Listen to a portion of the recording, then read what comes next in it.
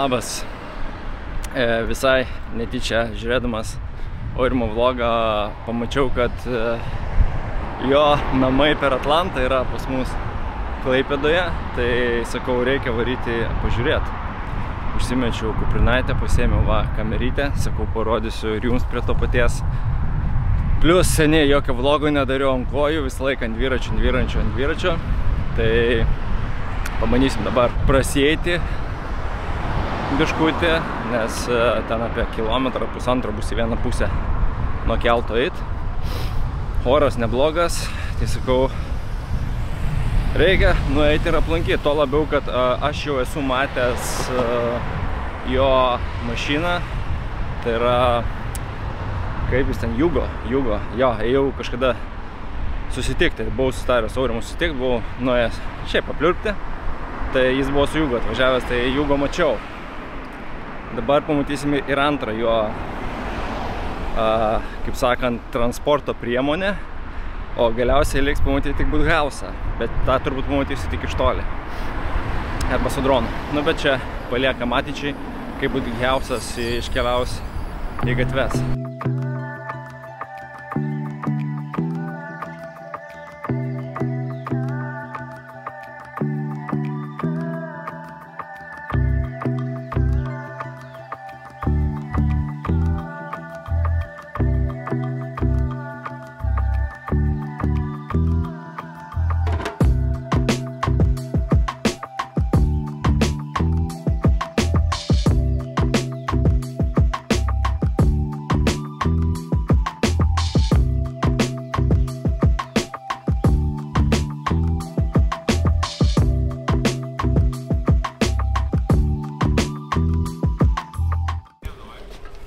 Atsiprašau, aš nupirkau vieną per daug bilietą, jeigu norit, galiu atiduoti.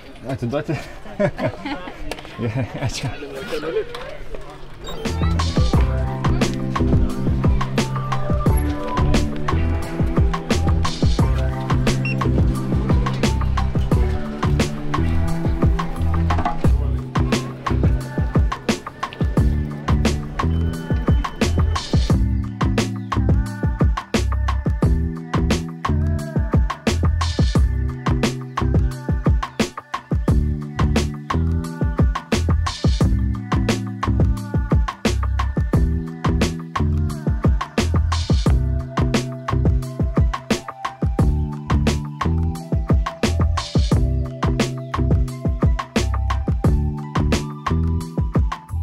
Keistas dalykas iš tikro pasitaikė, kad plaukiam su tuo keltu, kuris plukdina laivus. Tai dabar klausimas, kiek tokių iš viso yra, nes aš gavau, kad žmonės plukdina 2, o kur laivus plukdina, tai vienas, kaip ir ten dažnai plaukia, bet vienas. Tai jeigu čia tas vienas, tai reiškia arba daugiau tokių yra keltų, arba ten kažkas pasikeitė ir gal naujas keltas atsirado ar panašiai. Dar eidamas pirkti bilietų vorą pasigavau, nes dabar bobų vasara prasidėjo, tai skraido vorai su savo voratinkliais. Tik pajutau voratinklį, taip žiūriu, voras maskatuoja. Taip už voratinklį paėmiau, padėjau ant žemės gražiai, voras nurapojo. Ir kitas įdomus dalykas, tai susirašiau pirkti bilietą ir prie moteris tokia, mergina moteris, nespėjau įsižiūrėti. Sako, per daug bilietų nusipirkom, tai jeigu norit galiu atiduoti vieną. Tai va, tai persikėliau čia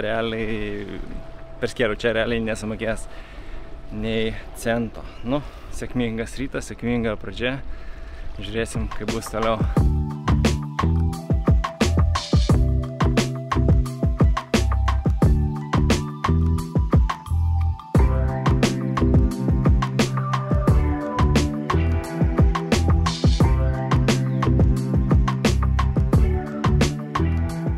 Taipogi dar pastebėjau, kad buvau fokuso nustatymus pakeitęs, kai filmavau iPhone'o palyginimo video, tai pirmieji birolai gali būti išsilieję, tai čia jau nieko nepakeisiu. Dabar jau sutvarkiau šitą dalyką. Ir antras dalykas, dar pirmą kartą užsidėjau, seniai labai turiu, bet dabar pirmą kartą užsidėjau ND filtrą 32, tai pagal dėją turėtų būti biški geresnis vaizdas, negu visada filmuodavau tokį šviesią dieną. Nu, žiūrėsim post-production'e, kaip čia viskas atrodys, bet tikiuosi, kad tas ND filtras tikrai padarys geriau, o ne blogiau.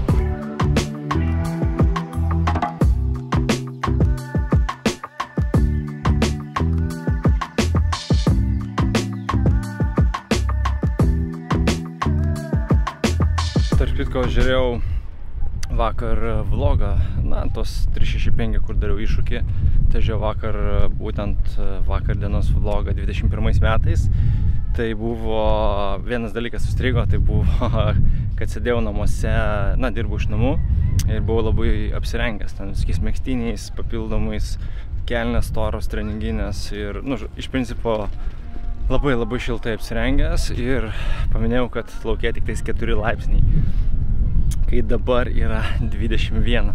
Reiškia, 3 metai praėjus tą pačią dieną, kai buvo 4 laipsnių šilumos, dabar yra 21 šilumos. Paėmė ir globalinis atšilimas.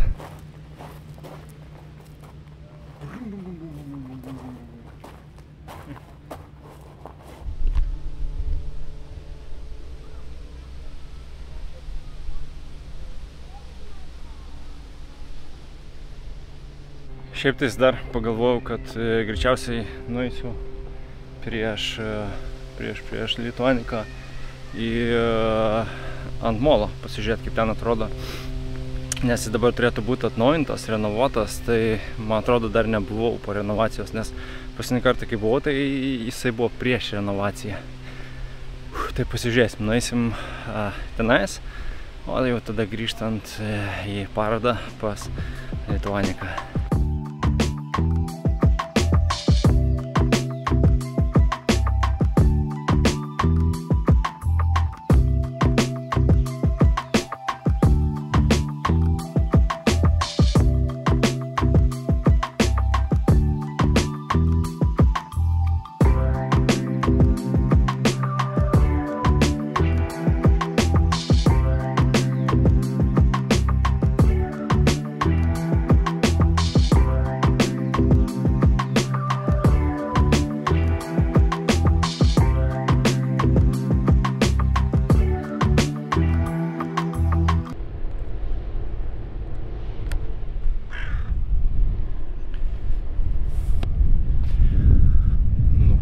Panašu, kad visai gražiai sutvarkė. Paskutinį kartą, kai buvau, tai toks pasvyręs, jisai buvo biški šoną. Kitas dalykas buvo, tokių viskių duobių buvo ir už kur užkliūti buvo ir panašiai, ta prasme, o dabar visiškai lygus gražus paviršius. Pasvyrimas vis dar yra iš tikro, kaip jau būtų keista, bet gerai sutvarkė. Nueisiu iki galo, apsisuksiu, tada į keltą ir namo. Nes visgi jau buvau parodoj, apžiūrėjau Lituaniką, paliečiau, patapšnojau, daviau pitaką. Jo, faina ta valtis iš tikro, bet dabar nieko nesakysiu, nes tuoj mes nuskelsim tenais. Kažkaip panorėjau iš karto užeiti, o po to eiti čionais, nes, ant molo. Nes pagalvojau, pavaikščiosiu po molą, būsiu pavargęs, po to nebe toks excited būsiu pažiūrėti tą valtį, tai visgi nuvariau valtį pirmą pažiūrėti. Tai vat, tai labai faina, kad gavau galimybę pamatyti ją, paliest valtį, kur išgarsina Lietuvą. Ne tai, kad išgarsina, bet eilinį kartą pakėlė Lietuvą į kitą lygį. Tai labai smagu. Ačiū Aurimai už tokią galimybę. O jums ačiū, kad žiūrėjot ir nepamirškit paspausti prenumeruoti. O dabar keliamės į Lituanikos laikiną buveinę.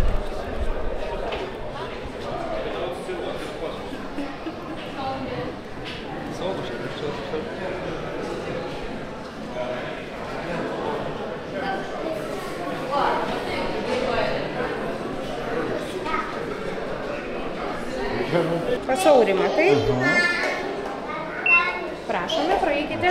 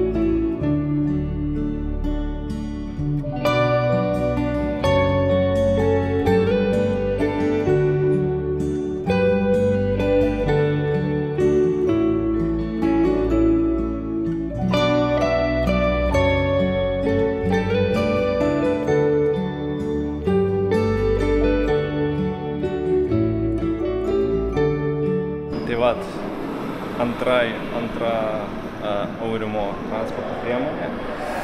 Gavau progą, kaip sakant, pasilabinti, paspaust ranką ir pamatyti gyvai. Tai Jūgo mačiau, dabar jau pamačiau ir Aurimo rekordinę valtį. Faina. Iš tikro, kas labiausiai nustebino, tai jo ta kajutė. Aš pažiūrėjau į tą kajutę. Ta didžiausia motivacija.